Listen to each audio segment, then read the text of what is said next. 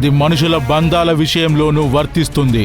మనుషులకి ఆస్తులకి మధ్య కూడా వర్తిస్తుంది. కోటాను కోట్ల ఆస్తికి అధిపతి ఒక్కసారిగా తెల్లవారేసరికి తన సమస్తం కోల్పోతాడు. ఎందుకు? అదే ప్రాప్తం. తనకి తెలుసు, కళ్ళ ముందే అది జరుగుతున్నా కూడా కాపాడుకోలేని పరిస్థితి. రోడ్ల మీద బిచ్చమెత్తుకునేవాడు ఒక్కసారిగా కోటీశ్వరుడవుతాడు. ఎలా? అదే ప్రాప్తం. దేనికైనా కాలముంటుంది. మన జీవితాలను నిర్దేశించేది, నియంత్రించేది కాలమే. కాలచక్రమే మన జీవితం. దాన్ని అర్థం చేసుకోవడం అంత సులభం కాదు. నేనింకా ఈ ధృవీకరణ వ్యాఖ్యలు రాస్తూనే ఉండాలా? నువ్వెంత ప్రాక్టీస్ చేస్తే అంత బలంగా ఆస్తి నీ పట్ల ఆకర్షితమై ఉంటుంది. నేను ఒక పూజ చేసి ఒక బంధనాన్ని తెచ్చాను. అది నీ ఆస్తి పత్రాల మధ్యలో పెట్టు. ఆ శక్తి ఆ పత్రాల మీద విడుదలవుతూ ఉంటుంది. అది ఆకర్షణ బంధాన్ని సృష్టిస్తుంది. ఎటు వెళ్ళడానికి వీలుండదు. Thank you Guruji. అలాగే శత్రువుల దృష్టి కూడా మీ ఉన్నతి మీద పడకూడదని మంత్రం వేశాను. మీ ఇంటి చుట్టూ శబ్దరేఖను ఏర్పాటు చేశాను. మీ ఇంట్లోకి ఏ దుష్టశక్తి రావడానికి ప్రయత్నం చేసినా ఆ శక్తేంటో నాకు తెలుస్తుంది. అప్పుడు నేను దాన్ని కంట్రోల్ చేయగలుగుతాను. అలాగే గురూజీ. జాగ్రత్త. అది వేసే అడుగులు జాగ్రత్తగా వేయండి. తీసుకునే నిర్ణయాలు ఆచితూచి తీసుకోండి. ప్రమాదం, అపజయం ఎప్పుడూ మీ పక్కన కాచుకునే ఉంటాయి. సరేనా? శుభమస్తు.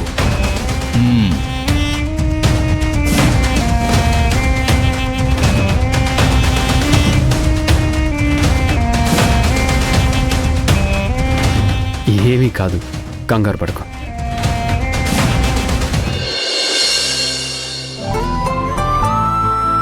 అమ్మా, బయటికెళ్తున్నారా? ఏం తినకుండా వెళ్తున్నారు? పర్లేదులే లక్ష్మమ్మ. ఇంతకీ భవానీ ఎక్కడా? అది ఏంటి లక్ష్మమ్మ, ఏమైంది? ఎక్కడికెళ్ళింది? భవానీ గురూజీని కలిసొస్తానని వెళ్ళింది.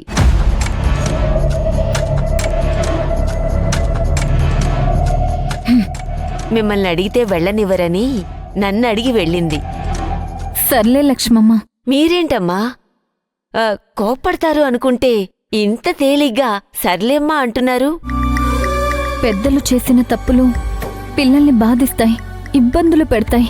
కానీ మన భవానీ అందరిలాగా కాదు. వాటిని అర్థం చేసుకుంటుంది. సమస్యలొస్తే దానికి సొల్యూషన్ ఆలోచిస్తుంది. ఏం చేయాలో తన చిన్న బుర్రతో ఒక పథకం వేస్తుంది. అవునమ్మా, భవానీ ఎంతో మంది పెద్దవాళ్లకన్నా పెద్దగా ఆలోచిస్తుంది. ఆ చిన్న బుర్రకి స్వార్థం అనేదే లేదు. జరిగిన తప్పుని సరిదిద్దడానికి సొల్యూషన్ కోసం గురువుగారి దగ్గరికి వెళ్ళుంటుంది. అవునమ్మా, మీరు పడే కష్టాల్ని, అనుభవించే బాధల్ని ఆ చిన్న గుండె తట్టుకోలేదమ్మా. దానికున్న పరిణితి వల్ల నేను చాలాసార్లు చాలా సమస్యల నుంచి బయటపడ్డాను. అది తన కుటుంబం బాగుండడం కోసం ఎంత సాహసమైనా చేస్తుంది. సరేమ్మా, భవానీ రాగానే తన కోసం ఏమైనా చేసి పెట్టు. సరేనమ్మా. మీకూడా ఏమన్నా? లేదమ్మా, నేను బయటికెళ్తున్నాను కదా, నాకొక మీటింగ్ ఉంది. ఆ బిజినెస్ నెట్వర్క్ మీటింగ్. అక్కడే నేను తినేసొస్తాను. ఆ తర్వాత ఒక ఫ్రెండ్ని కలవాలి. ఇంతకీ అర్జున్ ఎక్కడా? రామ్ కుమార్ గారు అయ్యగారు కలిసి వెళ్లారమ్మా. ఈ మధ్య అర్జున్ చాలా బిజీ అయిపోయాడు. అర్జున్ చాలా పట్టుదలగా ఉన్నాడు. ఏదో ఒకటి స్టార్ట్ చేయాలని ఆలోచిస్తున్నాడు. అవునమ్మా. నేను బాధ్యతారాహిత్యంతో ప్రవర్తించాను. అందుకే అర్జున్ ఇప్పుడు బాధ్యత తీసుకోవాలనుకుంటున్నాడు. మిమ్మల్ని మీరు నిందించుకోకండమ్మా. మీరేం చేసినా ఆ పనిని అయ్యగారు గౌరవిస్తారు. మొదట కోప్పడినా తర్వాత అర్థం చేసుకుంటారు. అందుకే నేను అర్జున్ని ఏమీ డిస్టర్బ్ చేయడం లేదు. అర్జున్ ఏం చేయాలనుకున్నా తనకి స్పేస్ ఇవ్వాలి. అది మంచి నిర్ణయం అయితే నాకు మాత్రం అభ్యంతరం ఏముంటుంది? అవునమ్మా. సరే లక్ష్మమ్మ, నేను వెళ్ళొస్తాను. సరే. వస్తాను. ఓం గం గణపతే నమః. గురూజీ, అమ్మా భవానీ. నమస్కారం గురూజీ. ఏం భవానీ, ఒక్కదానివే వచ్చావా?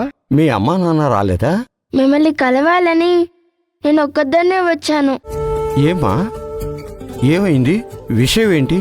మా పిన్ని శిశిర అని కెనడా నుంచి వచ్చింది కదా. అవునమ్మా, మీ అమ్మగారు పిన్ని కూతురు. ఆ, ఆమెకి అమ్మ తన ఆస్తంతా ఇచ్చేసింది. ఇప్పుడు చాలా టెన్షన్గా ఉంది. అక్క చెల్లెల మధ్య ఎప్పుడూ ఏదో ఒక గొడవ జరుగుతూనే ఉంటుంది. మా పిన్ని ఎప్పుడూ మా అమ్మతో సంతోషంగా మాట్లాడిందే లేదు. పెళ్లి చేసుకుంది మా ఆది బాబాయ్ని. అప్పటి నుంచి అమ్మని పిన్ని ఇంకా ఇబ్బంది పెడుతూనే ఉంది. ఇలా ఎంతకాలం ఉంటుంది? అక్క చెల్లెల మధ్య గొడవ ఎప్పుడు తగ్గుతుంది?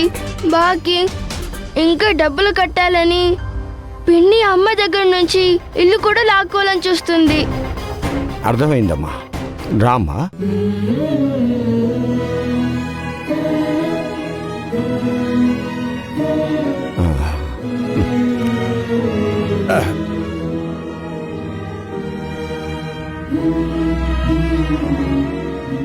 కూర్చో అమ్మా.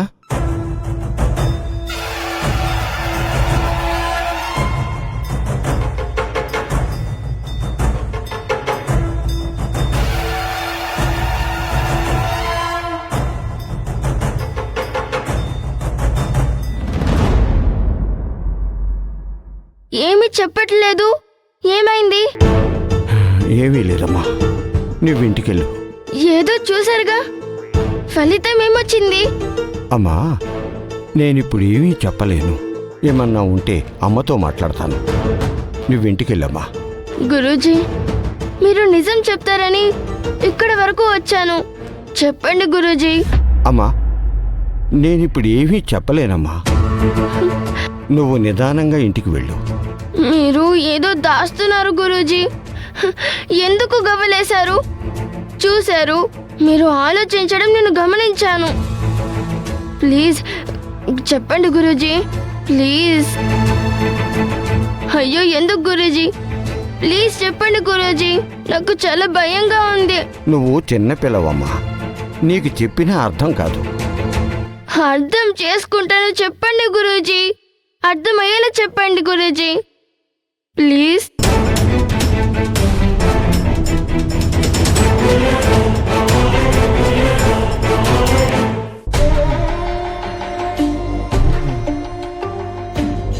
మీరు ట్రాప్ చేయవలసింది ఈమెనే.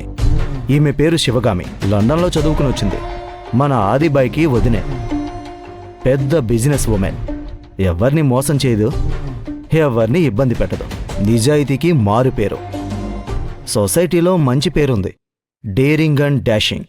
ఎవ్వరికీ భయపడదు, ఎవ్వరికీ తల వంచదు.